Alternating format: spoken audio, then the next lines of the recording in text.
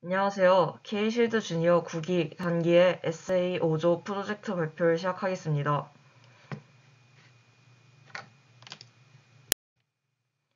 프로젝트 소개, 프로젝트 준비 과정, 버그 바운티와 CTF 각각에 대한 설명과 CTF 대회를 참여한 후기 순서로 발표하겠습니다.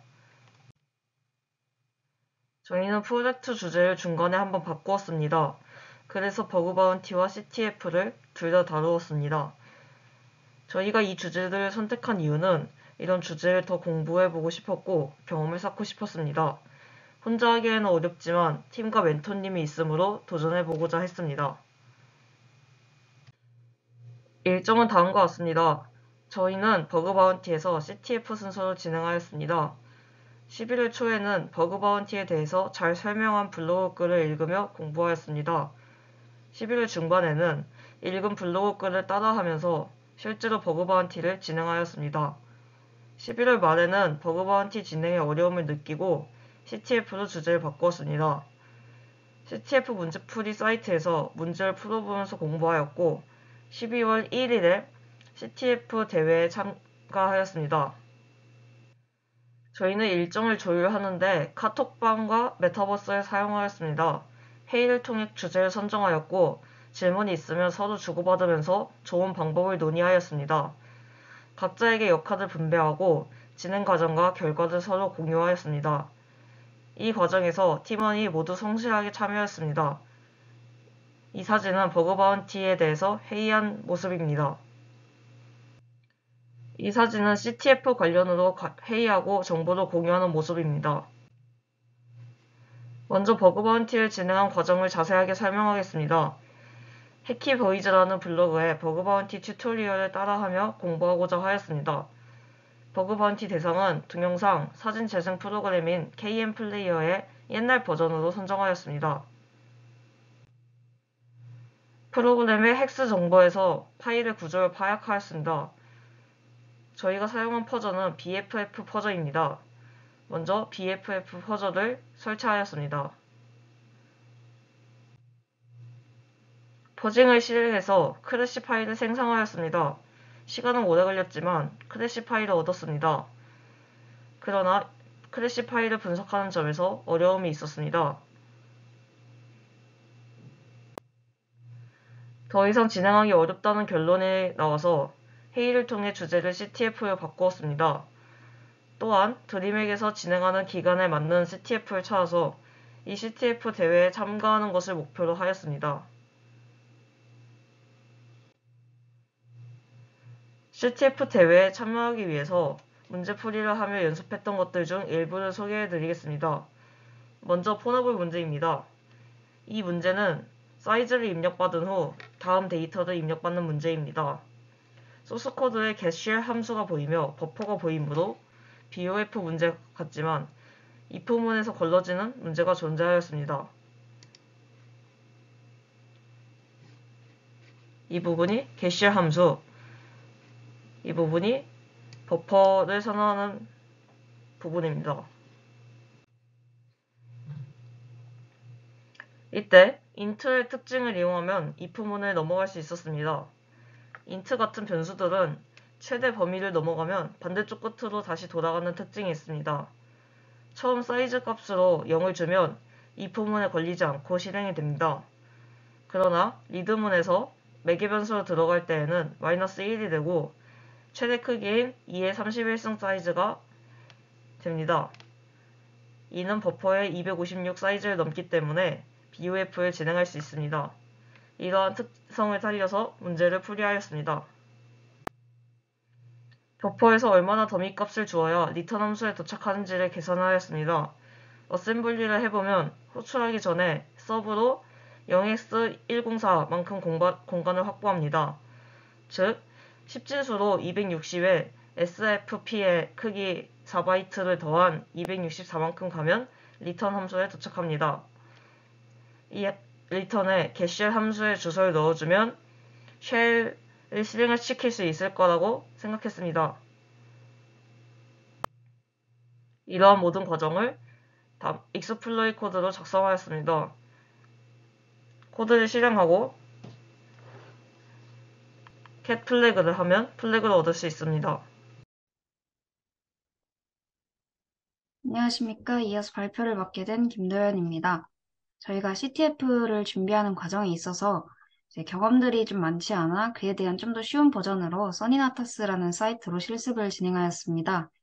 해당 사이트는 이제 사진에서 보이다시피 웹해킹, 포렌식, 리버싱, 암호학, 해킹 오게임 등을 제공해서 실습할 수 있는 환경을 제공해주는 사이트이고, 해당 사이트에서 팀원들과 문제를 나눠서 진행을 해보았습니다. 여러 문제들 중에 이제 두 문제 정도 설명을 해드리자면, 먼저 첫 번째 문제로는 특정 웹사이트에 대한 로그인 비밀번호를 알아내는 문제입니다. 이 문제 파일을 다운로드 받아서 이 안에 있는 PCAP 파일을 가지고 실습을 진행해 보았습니다. 해당 파일 확장자는 패킷을 담고 있는 파일이기에 와이어샤크라는 프로그램을 통해 패킷 정보를 출력해 보았습니다. 아래 사진과 같이 패킷 정보가 출력되는 것을 알 수 있었습니다. 이 정보를 가지고 아이디와 비밀번호를 알기 위해서는 로그인이 웹을 통해 진행되기 때문에 웹사이트 정보를 담고 있는 HTTP 프로토콜을 필터링하여 확인하였습니다. 이후 해당 프로토콜 사용 시 포스트 방식과 겟 방식의 메소드가 존재하는데 아이디 비밀번호, 즉 데이터 값을 받아서 웹에 전달을 해야 하기 때문에 포스트 방식을 사용했을 것이라는 예측을 통해 해당 메소드가 존재하는 정보만을 중점으로 확인하였습니다. 각 패킷을 클릭하면 아래 사진에서 보이다시피 HTML 폼 URL 인코디드 부분에 아이디와 비밀번호가 존재하는 것을 볼 수 있었고요. 이제 이렇게 나온 정보를 가지고 사이나타스 페이지에 로그인을 해본 결과 이제 잘못된 정보들은 로그인 실패 화면을 출력하지만 특정 아이디 비번을 입력했을 때 성공 화면이 나오는 것을 알 수 있었습니다. 이를 통해 최종적인 아이디와 비밀번호를 획득하였습니다. 다음으로는 블라인드 SQL 인젝션 문제입니다. 먼저 블라인드 SQL 인젝션이란 SQL 인젝션과 동일한 기법이지만 이제 오류가 출력되지 않을 때 사용할 수 있는 기법이고, 해당 기법을 통해 어드민 계정의 비밀번호를 알아내는 것이 이제 해당 문제입니다. 이제 다운로드 받은 페이지 소스를 확인해 보았을 때 사진과 같이 나오게 되는데, 가장 아래에 있는 힌트에 게스트의 아이디와 비밀번호가 나와 있어서 이를 로그인 화면에 직접 입력을 해 보았을 때 OK하고 사용자 이름을 출력하는 형식의 화면이 나오게 됩니다.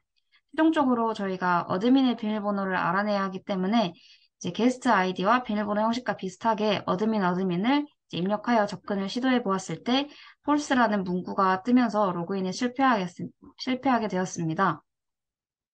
비밀번호를 알아내기 위해서는 먼저 비밀번호 길이를 알아야 하는데요.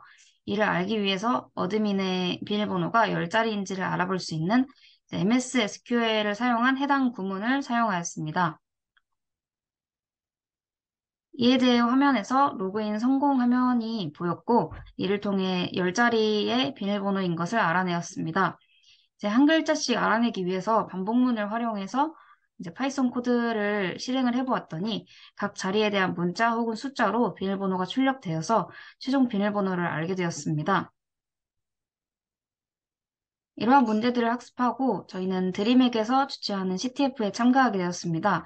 세 문제 정도가 나왔었는데 각 문제를 간단하게 살펴보자면 이제 첫 번째 문제는 제공받은 웹 주소와 텍스트 파일을 활용한 폰업을 문제였고, 두 번째 문제는 파이썬 코드에 대한 리버싱 문제, 마지막으로 세 번째는 어드민 계정 접근 관련 문제였습니다.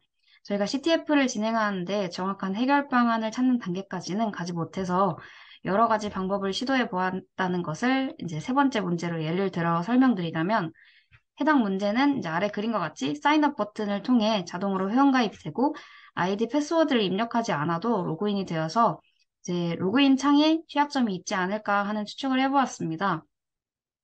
그래서 시도를 해본 방법은 SQL 공격과 사이트 경로를 변경해서 접근하는 방식으로 시도를 해보았습니다. 다른 시도로는 저희가 로그인 후 수강 신청을 하는 페이지에서 웹 공격인 크로스 사이트 스크립팅을 수행하는 것이었습니다. 우리가 이렇게 CTF나 버그 바운티에 대한 프로젝트를 진행해 본 결과 이제 많이 부족한 실력이어서 제대로 된 결과물은 없지만 과정에 있어서 이제 모이에킹에 대한 새로운 접근을 하게 되었고, 팀원들과 함께 공부해가면서 새로운 지식을 많이 쌓을 수 있게 되어서 배울 점이 많은 시간이었던 것 같습니다. 이상 에세이 5조 발표를 마치겠습니다. 감사합니다.